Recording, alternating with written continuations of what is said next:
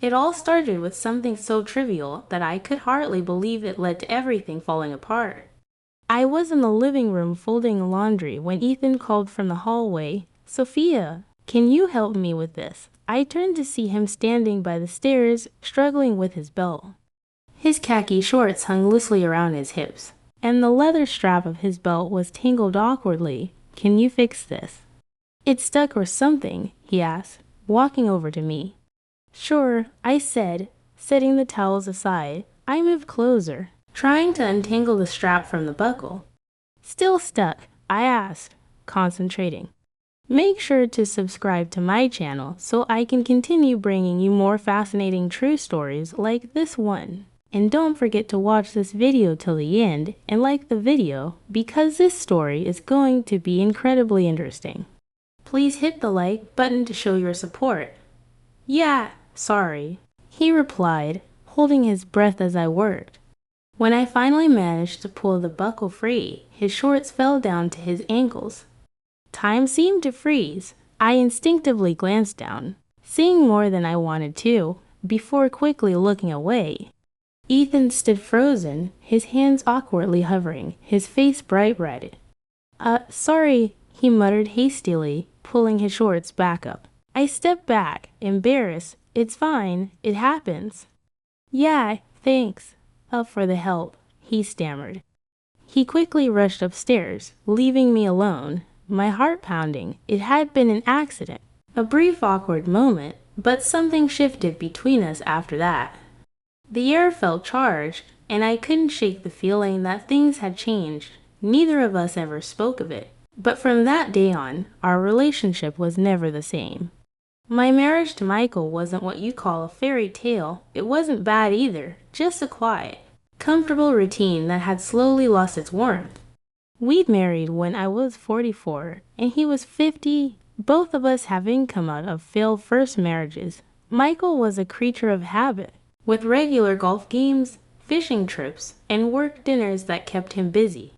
I had learned to live with the silence between us, filling my days with gardening, charity work, and keeping the house tidy. Then Ethan moved in. Michael's son from his first marriage had always been polite but distant.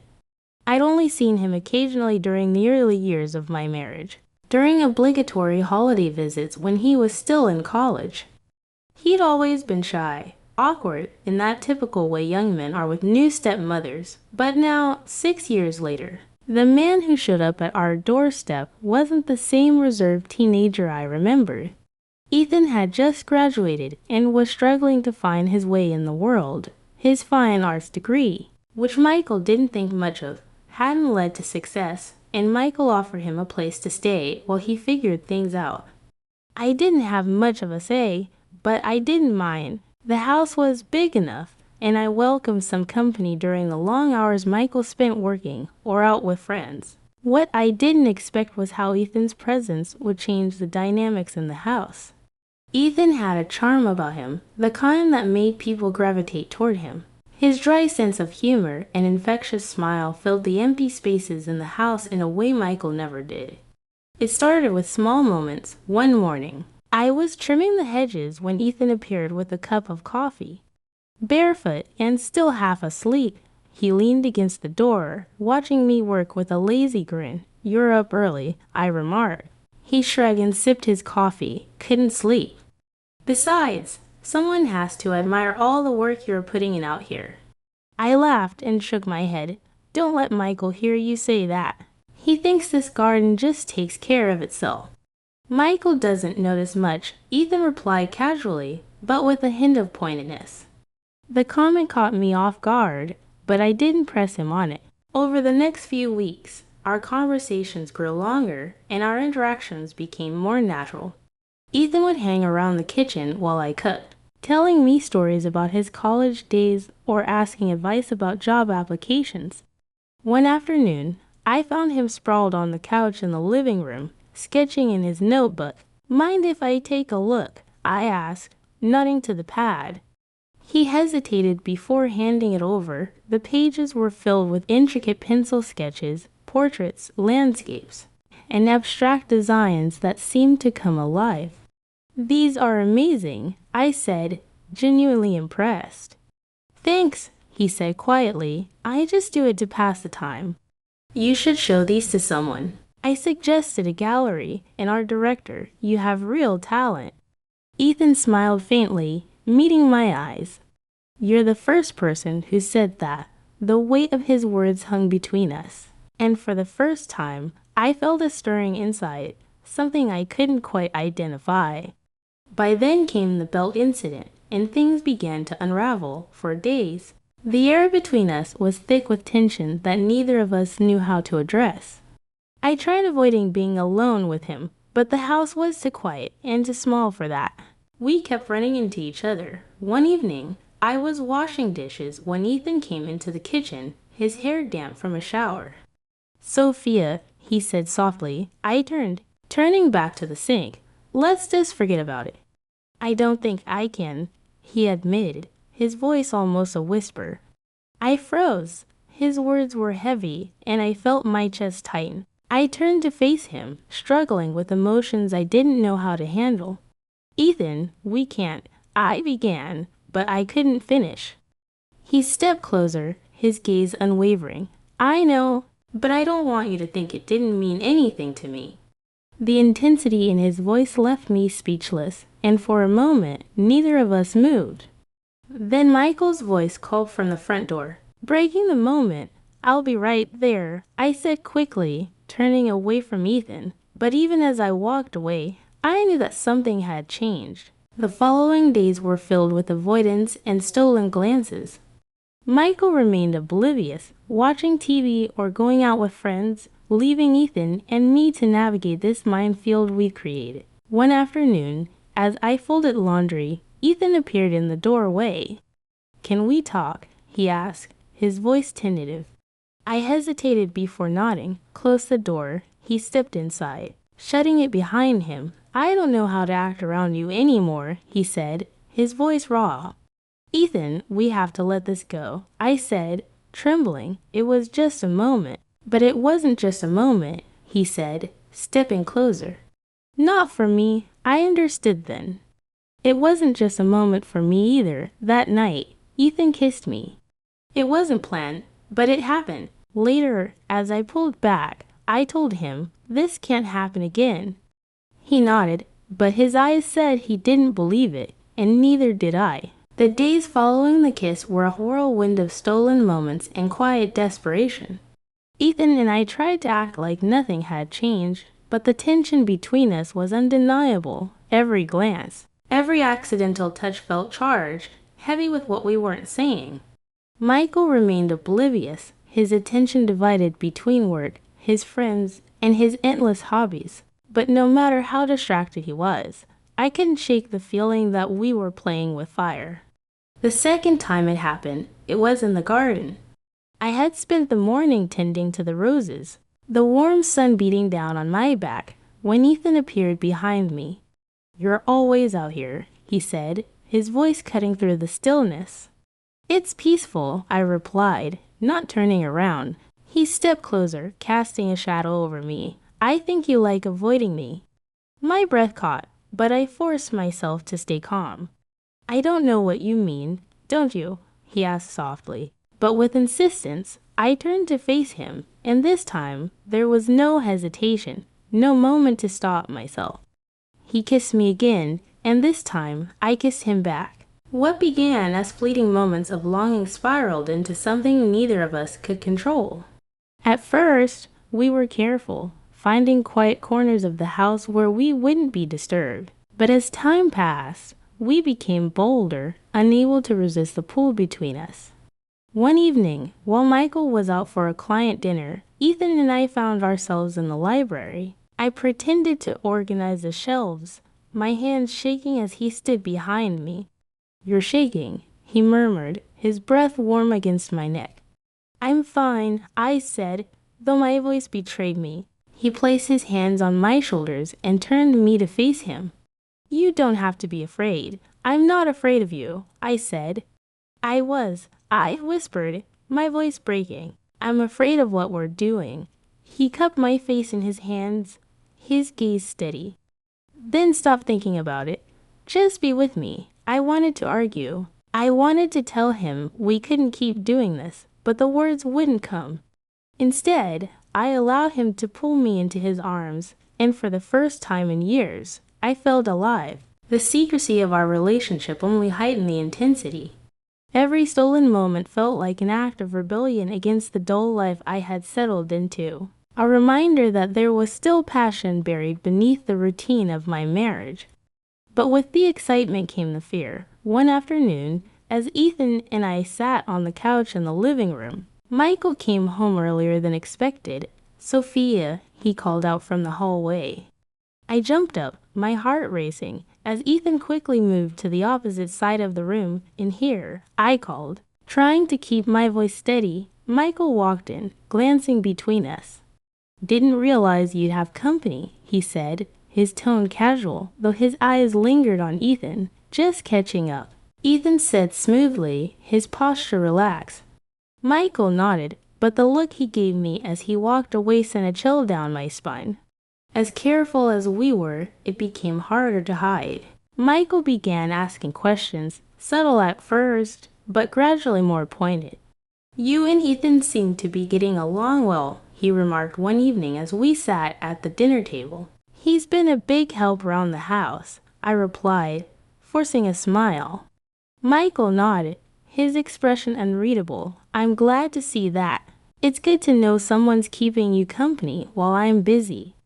His words carried an undertone I couldn't quite place, and I felt the blood drain from my face. The first real crack came when Ethan's best friend, Ryan, showed up unannounced. Ryan was loud, opinionated, and had a talent for picking up on things others tried to hide. "You've been spending a lot of time at home," Ryan said to Ethan one afternoon, his tone light but his eyes sharp.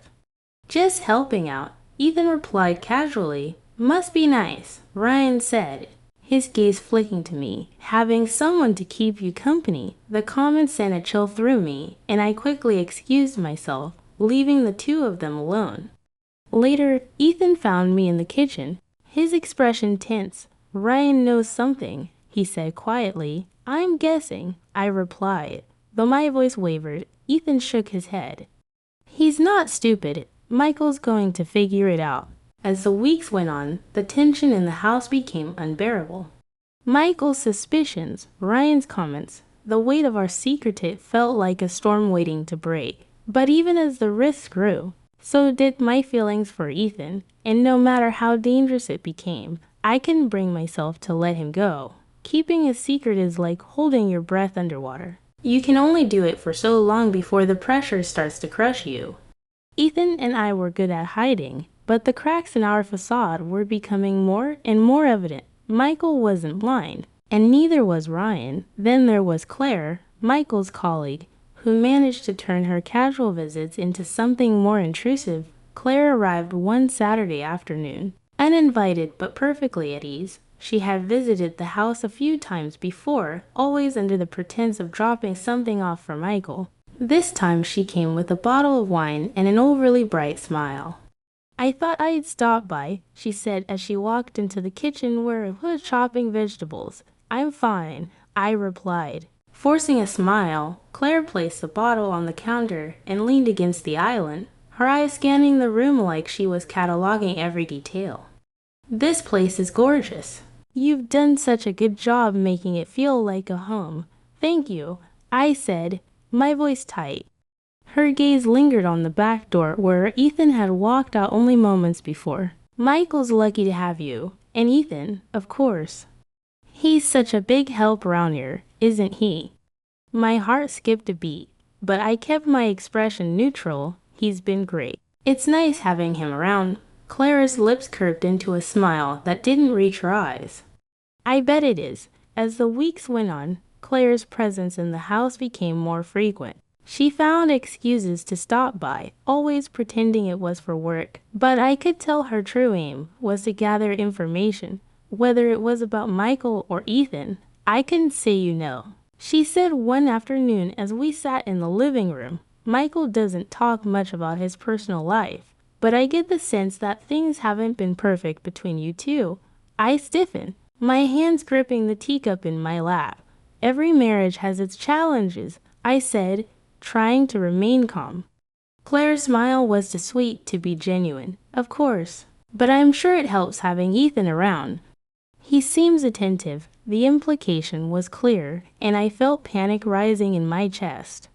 Then there was Ryan, Ethan's best friend, who had always been blunt to the point of rudeness, but now his comments were harsher. You've been spending a lot of time with Sophia, Ryan said one evening as he and Ethan sat on the patio. Beers in hand, Ethan shrugged, keeping his tone casual. She's my stepmom. Of course we're going to talk. Yeah, but it's not just that, is it?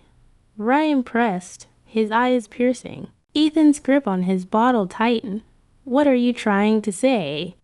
I'm saying you're acting weird, Ryan replied.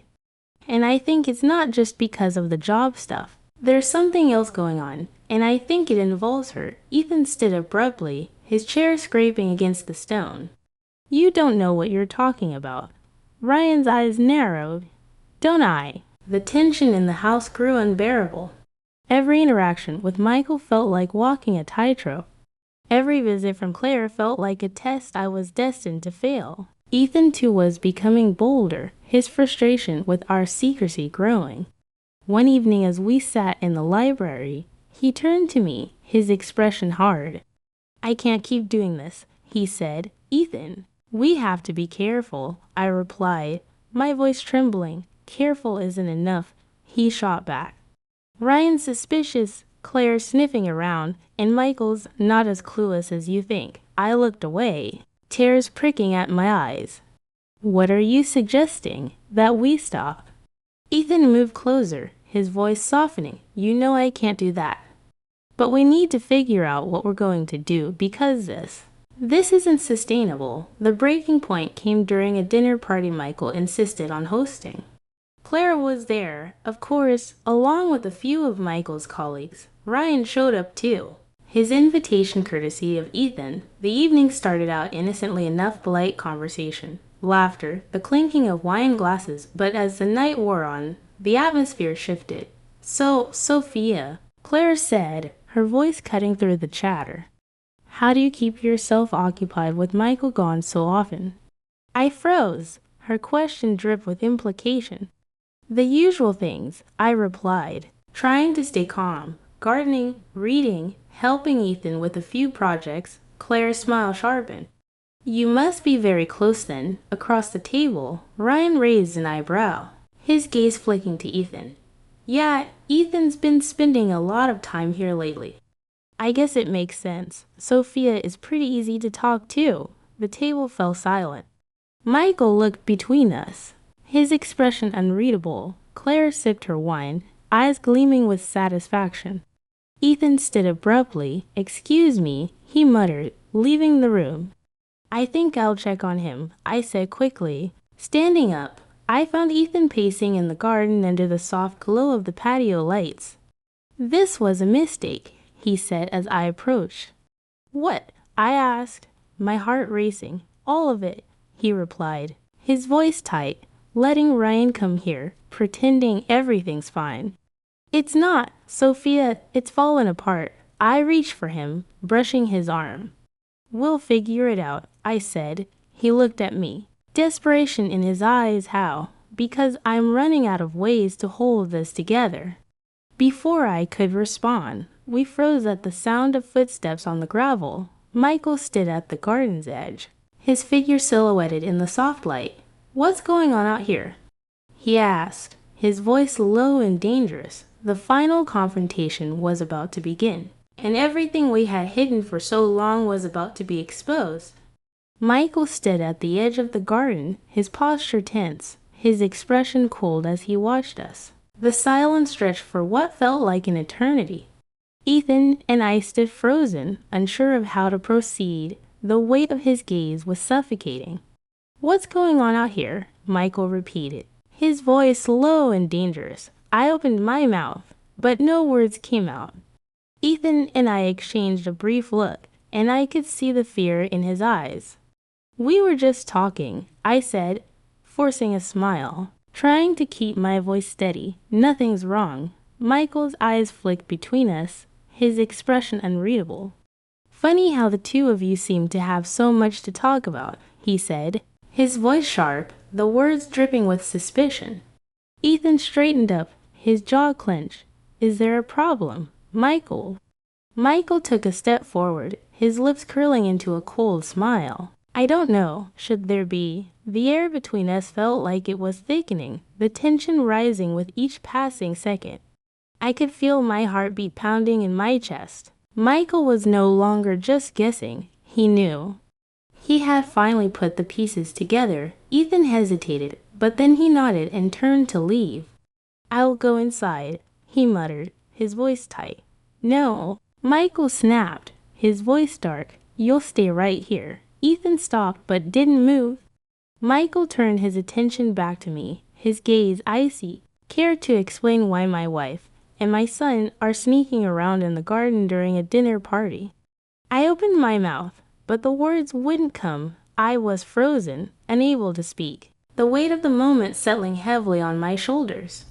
Michael's voice cut through the silence again, and his suspicion was now undeniable. The next day, Michael's attitude toward me was colder than ever. His clipped tone and icy stares made it clear he wasn't going to let this go. He tried to keep his distance, but his efforts only seemed to make things worse.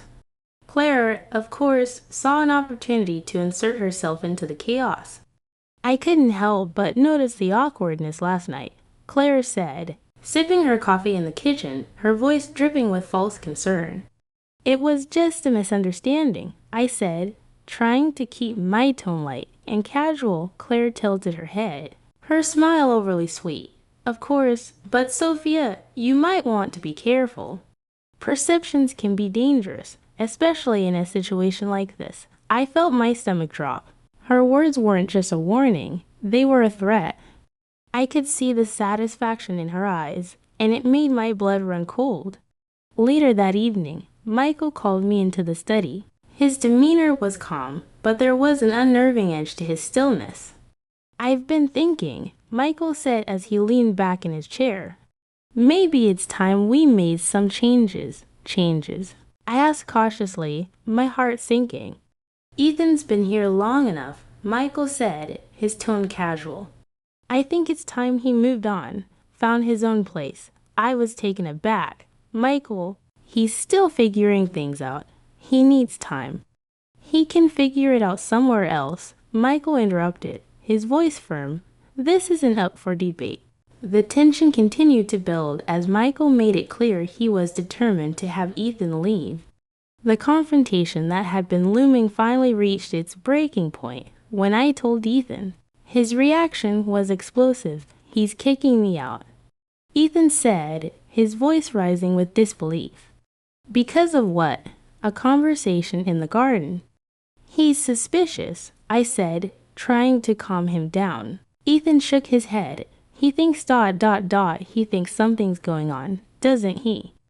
That's his problem, not ours, I replied. I reached for his arm, trying to steady him. We knew this was a risk. We can't let this spiral any further. Ethan was furious. He's not doing this because he's suspicious. He's doing it because he's trying to control you, and I won't let him. The night Michael told Ethan to leave was the night everything changed.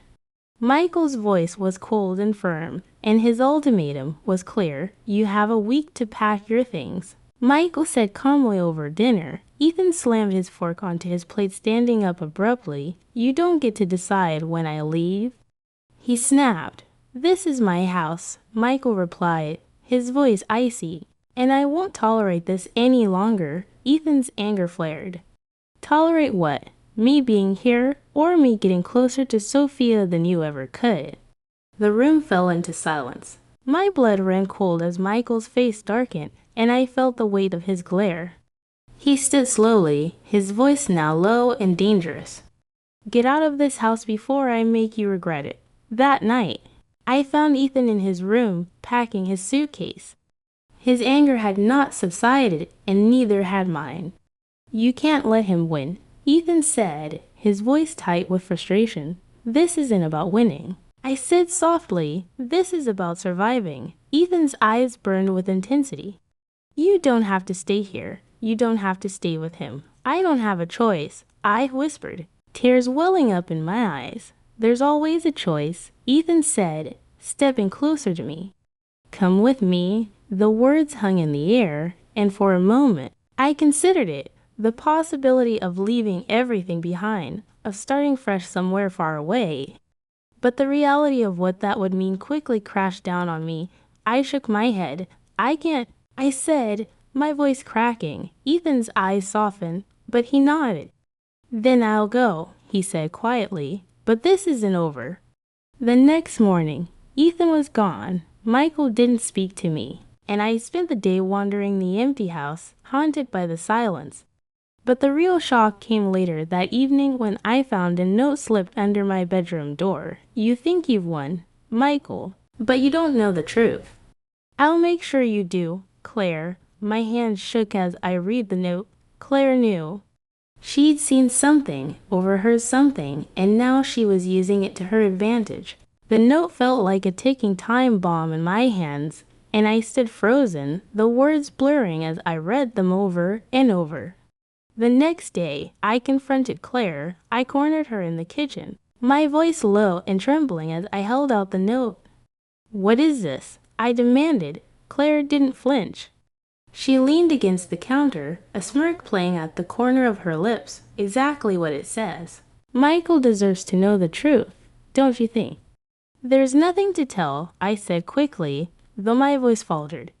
Claire raised an eyebrow, her gaze laced with mock sympathy. "Oh, Sophia, you don't really believe that, do you? I've seen the way you and Ethan look at each other." "I'm not blind." My heart clenched, and I stepped closer, my voice dropping. "If you think you can manipulate me with this, you're wrong." "I won't let you destroy my family." Claire laughed softly, shaking her head. "Destroy your family? Sophia, you've already done that." "I'm just speeding up the inevitable." Before I could respond, I heard Michael's voice from down the hallway. Claire's smile widened. "Don't worry," she whispered. "I'll handle the timing." That evening, Michael was quieter than usual. His mood tense as he picked at his dinner. Claire had left hours earlier, but her presence still lingered like a dark cloud. The silence between Michael and me was suffocating. Finally, Michael sat down his fork and looked at me. "Sophia, is there something you want to tell me?" he asked, his eyes narrowing. I froze, panic rising in my chest. I forced a smile. "What do you mean?" Michael leaned back in his chair, studying me carefully. "You've been acting strange lately." And then there's Claire dropping hints about things I don't understand. "If there's something going on, now's the time to tell me." I struggled to keep my composure. "Michael, there's nothing going on. Claire is just trying to stir up trouble. You know how she is." Michael studied me for a long moment before nodding slowly. "I hope you're right," he said, his voice heavy with warning. "Because if I find out otherwise ... double quotes." He didn't finish the sentence, but I knew what he meant. The pressure was building. That night, as I lay in bed, I couldn't sleep. My mind raced with possibilities. Claire's threat weighed heavily on me, and Michael's growing suspicion felt like a time bomb. Just as I was drifting off to sleep, my phone buzzed on the nightstand. I grabbed it, my heart pounding as I read the message. "Meet me tomorrow noon at the park by the bridge, Ethan." I left the house the next day under the pretense of running errands. When I arrived at the park, Ethan was waiting by the bridge, his hands shoved into his jacket pockets. "You shouldn't have contacted me," I said as I approached, my voice trembling. "I didn't have a choice," he replied, frustration in his eyes. "Claire came to see me." "What?" I breathed, my heart sinking. "She knows." Ethan nodded. "She knows everything, Sophia, and she's using it to get to Michael." My stomach churned. "What did she say to you?" "She wants me to confess," he said bitterly. "She wants me to tell Michael the truth. She's playing both of us." "Sophia!" I closed my eyes, the weight of it all crashing down on me. We're running out of time, I whispered. Ethan took my hand, his touch grounding me. Then we have to act before she does.